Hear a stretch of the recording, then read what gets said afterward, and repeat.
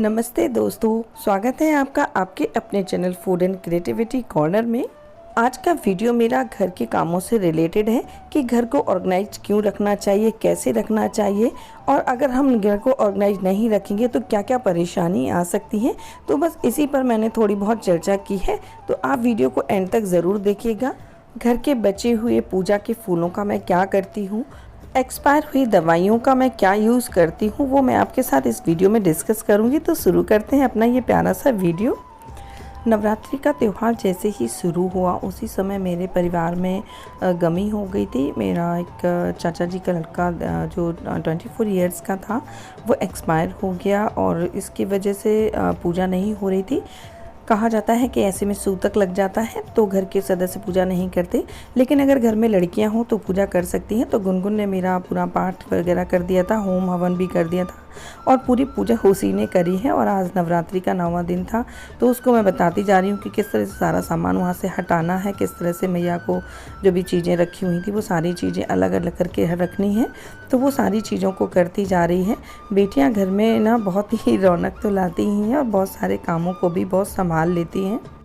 पूजा की ये जो जितनी भी सामग्री होती है 9 दिन के हवन का, फूल वगैरह बहुत सारे निकलते हैं, तो इनका यूज़ बहुत अच्छे से हो जाता है। तो इनका यूज़ मैं किसी दिन आपको वीडियो में बताऊंगी।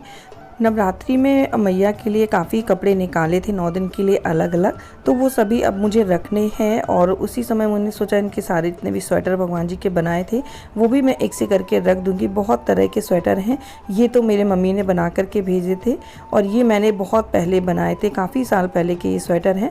लेकिन बीच बीच में इनको भी मैं पहना देती हूँ, अच्छा लगता है बदल बदल करके पहनाना।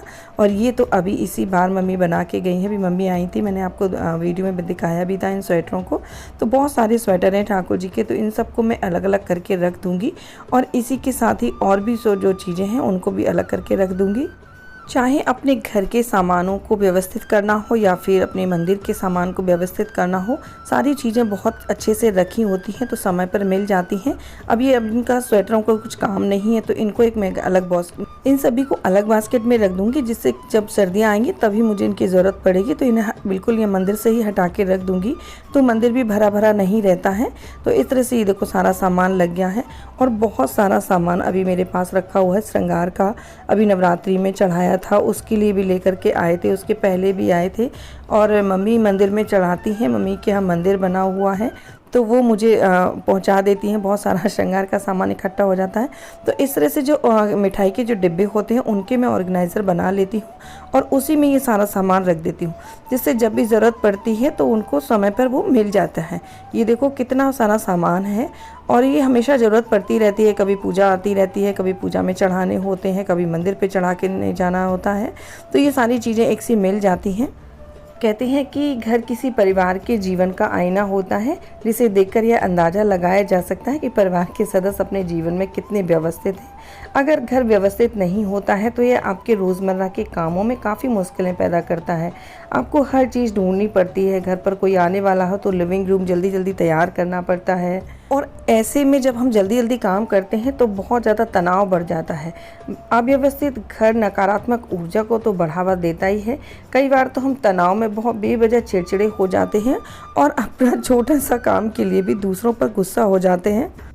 इसलिए चीज़ों को हमेशा व्यवस्थित रूप से रखना चाहिए।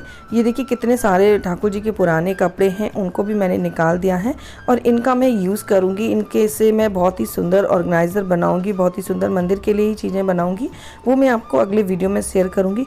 ये मेरे तुलसी जी के वस्त्र हैं, अभी तुलसी पूजन होता है उस समय ये मैं बनाती हूँ।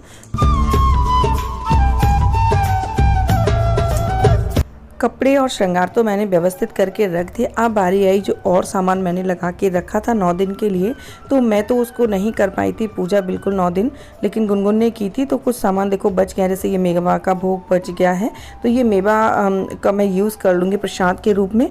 तो ये यहाँ पर जितनी भी चीज़ें मंदिर में रखी होती हैं, 9 दिन पूजा होती है तो बहुत चीज़ें जो होती हैं वो शुद्ध हो जाती हैं, तो इन्हें प्रसाद के रूप में ले लेना चाहिए।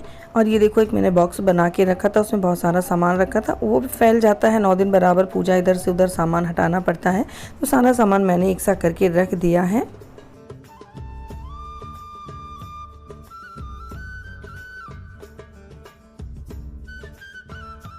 क्लीनिंग चाहे थोड़ी जगह की जाए चाहे बड़ी जगह की जाए, बहुत सारा सामान निकलता है। देखो कितना सारा कचरा निकल गया है और बहुत सारी चीज़ें मैंने व्यवस्थित करके रख दी हैं। पूरी मंदिर की अलमारी एक सी हो गई हैं। चीज़ों को आप कितना भी व्यवस्थित करेंगे वो थोड़े समय बाद अव्यवस्थित हो ही जाती हैं। अभी देखिए मेरा स्टोर रूम में इसे हर बार लगाती हूँ और ये हर बार फैल जाता है। और मुझे भी रजाई वगैरह रखनी थी, सर्दियों के कपड़े रखने थे। आपको लग रहा होगा जब गर्मी इतनी ज़्यादा पड़ने लगी है तब जाके कपड़े रखे जा रहे हैं। एक्चुअली में पापा जी की तबीयत थोड़ी अस्वस्थ चल रही थी, उस समय उन लोगों का आना जाना भी बना हुआ था। कॉलेज में भी एग्ज़ाम शुरू हो रहे हैं तो इस तरह से मुझे समय नहीं मिल पा रहा था। लेकिन अभी मैंने सोचा कि जब मुझे सारे कपड़े रखने ही हैं तो इस बॉक्स की भी सफाई कर देते हैं।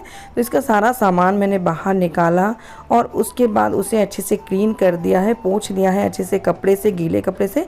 तो वो भी अच्छे से साफ़ हो गया। अब सारा सामान मैं उसमें अरेंज कर दूंगी। तो ये अंदर वाले रूम में बड़ा बॉक्स रखा रहता है, उसे मैंने सारी रजाइयाँ रख दी हैं, कंबल रख दिए हैं। ऐसा सामान रखा है जिसे मुझे बार बार ना खोलना पड़े। और जो दीवान में सामान रखा था एक्स्ट्रा, उसको मैंने इस बॉक्स में रख दिया। और दीवान में कुछ ऐसा सामान रखा है जो मुझे हमेशा ज़रूरत पड़ती रहती है। इस तरह से ऑर्गेनाइज़र मैं बना लेती हूँ। मैंने साड़ी का ऑर्गेनाइज़र बनाया था, ये बहुत ही अच्छा है। इसमें मेरे सारे स्वेटर आ जाते हैं तो मैं इसमें रखती है सारे स्वेटर और जितना भी सामान है उसको भी मैं अभी इसमें अरेंज करूँगी। और अभी मैं आपको दिखाती हूँ अपनी कुछ शादी की चीज़ें हैं। एक्चुअली मेरी शादी में मैं बेडशीट लेकर के आई थी, तो वो बेडशीट मैंने खुद बनाई थी। ये 2 बेडशीटें बहुत ही ज़्यादा सुंदर हैं। तो मैं कभी कभी इनको बिछा लेती हूँ तो यादें ताज़ा हो जाती हैं और उसके बाद मैं इनको फिर रख देती हूँ, क्योंकि हाथों से बनाई है तो बहुत ही ज़्यादा सुंदर है। और मुझे लगता है कहीं ये ख़राब ना हो जाए, इस वजह से मैं इनको ज़्यादा यूज़ नहीं करती हूँ। तो ये देखिए ऊन से इस पर कढ़ाई की गई थी और मेरी जितनी भी कज़न थी उन्होंने ये सारी चीज़ें मेरे लिए बनाई थी।